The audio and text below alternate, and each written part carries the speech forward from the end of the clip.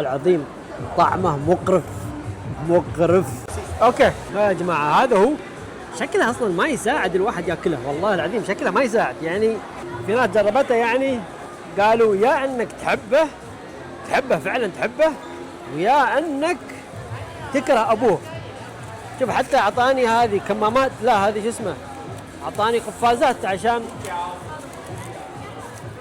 وهذا ما اعرف هذه يمكن عشان ارجع فيها انا اذا برجع، والله ما ادري، الله المستعان. لا يا اخي ريحته انا ريحته اصلا قال لي كل حاجه الا اللي داخله هذاك ما ادري شو اسمه، والله ريحته قويه. بسم الله.